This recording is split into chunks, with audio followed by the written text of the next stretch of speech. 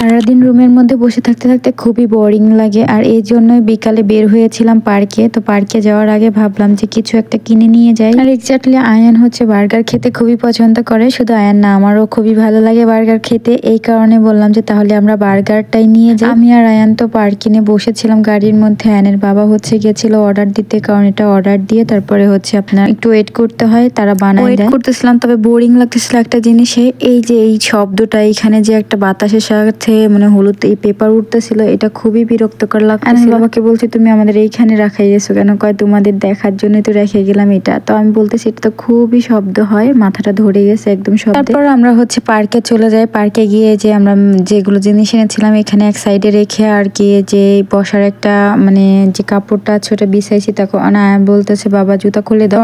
জুতা খুলতে মানে খুলে হাঁটতেও খুবই পছন্দ করে। এই জায়গায় যে পার্কগুলো আছে এগুলো অনেক সুন্দর সুন্দর ঘাস থাকে, একদম নরম সফট ঘাসের উপরে হাঁটতে নিজেদেরই অনেক ভালো লাগে। আসার সাথে সাথে আগে জুতা খোলার জন্য পাগল হয়ে যায়। তো তারপরে হচ্ছে বার্গারটা ঠান্ডা হয়ে যাবে, এই কারণে ভাবলাম যে আগে বার্গারটা খেয়ে নিই, তারপরে ও হাঁটতে দিব, আগেই না। তারপরে আমরা তিনজনে মিলে বার্গার খাওয়া শুরু করলাম। সাথে হচ্ছে ম্যারেন্ডা ছিল, ম্যারেন্ডা ছাড়া বার্গার খেতে কিন্তু একদমই ভালো লাগে না। আর মাস্ট এই কয়েকদিন অনেক গরম পড়ে, সেই কারণে দেখা যায় যে ম্যারেন্ডা খেতে আরো বেশি ভালো লাগে। আগে ঠান্ডার দিনে অত ভালো লাগতো না। তো আমাকে নিয়ে হাঁটতে বলতেছিল, ডানছিল যে হাঁটো আম্মু আন্তরে। একটু ঘোরাঘুরি করার পর আমরা হচ্ছে বাসায় রওনা দিই, কারণ বাসায় যে রান্না করতে হবে এই জন্য তাড়াতাড়ি চলে আসি বাসায়। সর্বপ্রথম আমি ভাতটা বসাই দিয়েছি, যে ভাত আগে হয়ে গেলে তারপরে অন্য অন্য সব কিছু রান্না করা যাবে। আর আমি একটু ভিন্ন রকম করে আজকে গোশত রান্না করতে যাচ্ছিলাম, যেহেতু অল্প গোশত। তো এখানে গোশতটা আগে আমি ভাজি করতে দিয়েছি, মানে ভেজে নিচ্ছিলাম। এটা হচ্ছে পোলট্রি মুরগি, এই কারণে আমি ভেজেই রান্না করি। তবে এই ভাজতে গিয়ে এই ফ্রাই প্যানটায় প্রত্যেকটা সময় মাছ মাংস সবকিছু লেগে যাবে, এরকম আমার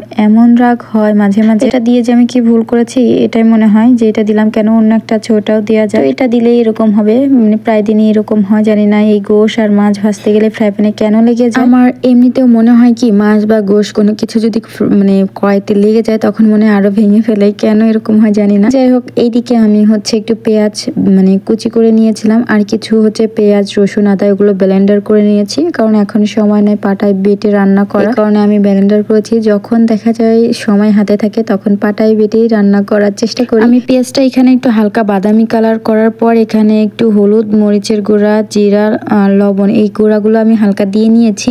যে মশলাগুলো ব্লেন্ডার করে রেখেছিলাম সেইগুলো এর মধ্যে দিয়ে দিচ্ছি। আমি জানি না এটা মানে কিভাবে, মানে আগেও দিলে হয় পরেও দিলে হয়, যে যেভাবে রান্না করে আর কি। আমি এরকম দিয়েছি, এরকমই, এটা কোনো রুলস না বা কোনো রেসিপি না, মানে পারফেক্ট ভাবে আমি এরকম ভাবে রান্না করছি তাই। আর হচ্ছে আমি আরেকটা জিনিস করেছিলাম, এটা মুগ ডাল হচ্ছে আমি ভিজায় রাখছিলাম কিছুক্ষণ, তাড়াতাড়ি সেদ্ধ হয় এই কারণে। আর সেই মুগ ডালগুলো এই কষানোর পরে আমি মানে কষানোর সাথে আর কি দিয়ে দিব, যাতে একদম সেদ্ধ হয়ে যায় এর জন্য। কারণ মুরগিটা 50% ভাজার সাথে সেদ্ধ হয়ে গেছে, যেহেতু ডাল এটা সেদ্ধ হতে একটু সময় লাগবে, এই কারণে কষানোর সাথেই দিয়ে দিয়েছি। আর অন্যদিকে আমার ভাতটাও হয়ে গেছে, এই কারণে আমি যে ক্লিপগুলো দিয়ে আটকিয়ে তারপরে হচ্ছে আমি ভাতের মার গালবো। আর আমি সৌদি আরব আসার পরের থেকে আমি কিন্তু ভাতের মার এভাবেই গালি, মানে অনেক সহজ হয় আর ভালো, কিন্তু কোনো রিস্ক থাকে না। আর আমরা তো দেশে অনেক মানে আইটেম করে মার গালতে যাই, দেখা যায় ভাত পড়ে যায়। আর এই ক্লিপগুলো আটকিয়ে তারপরে রান্না করলে মানে ভাতের মার ফেললে অনেক ভালো হয়, যাওয়ার কোনো চান্স থাকে না। এই কারণে আমি ভেবেছি দেশে যাওয়ার সময় আমি এই ক্লিপগুলো নিয়ে যাব, যাতে এরকম ভাবে দেশেও আমি ভাতের মার গালতে পারি।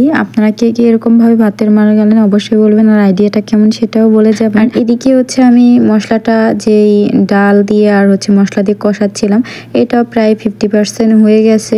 তো এখন হচ্ছে আমি মানে আরেকটু পরে হচ্ছে 5 মিনিট একটু কষানোর পরে হচ্ছে গোশগুলোও এর সাথে দিয়ে দিব। তো আমি এখন হচ্ছে এর মধ্যে গোশগুলোও দিয়ে দিচ্ছি, যে গোশগুলা ভেজে রেখে দিয়েছিলাম আমি সেইগুলাই, কারণ এনে অল্প একটু গোশ ছিল, এই কারণেই আমি এইভাবেই রান্না করতে চাচ্ছিলাম, যে ডাল দিয়ে রান্না করলে আমাদের রাত্রের খাবার হয়ে যাবে। মানে মানে আমরা দুজন মানুষ, এক্স্যাক্টলি আমাদের রাত্রের খাবার ভালো মতোই হয়ে যাবে। দুজনের বেগুন ভাজা আছে এবং সকালের তরকারি আছে, ওটা দিয়ে খাওয়া হয়ে যাবে। এর জন্য একটা রান্নাই করতেছিলাম। আর পার্কে থেকে এসে না রান্না করতে একদমই ভালো লাগতেছিল না। তারপরে ভাবলাম যে মানে ঠান্ডা তরকারি বা সকালের তরকারি দিয়ে খেতে ভালো লাগবে না, একটু রান্না করি। অল্প একটু গোশত ছিল, আর এই গোশটুকু রেখেছিলাম আসলে এইভাবে রান্না করার জন্য না, আয়ানকে হচ্ছে ফ্রাই করে দেওয়ার জন্য রাখা হয়েছিল। আয়ান বাবু তো বলতেছিল গোশত খাবে, এই কারণে গোশই রান্না করে দিলাম অন্যরকম করে, ভিন্ন রকম করে। সবসময় তো একরকম রান্না করলে আসলে টেস্টটা ভালো লাগে না, মাঝে মাঝে অন্যরকম করে রান্না করে খেলে কিন্তু ভালো লাগে। এই কারণে আমি একটু ভিন্ন রকম করে রান্নার চেষ্টা করেছি। আমার ভিডিওটা কেমন হয়েছে অবশ্যই কমেন্ট করে যাবেন। যারা পুরো ভিডিওটা দেখেছেন তাদের অসংখ্য অসংখ্য ধন্যবাদ। ভালো লাগলে অবশ্যই পাশে থাকবেন আর আমাদের জন্য দোয়া করবেন। ভালোবাসা আপনাদের জন্য রইলো। আল্লাহ হাফেজ, টাটা।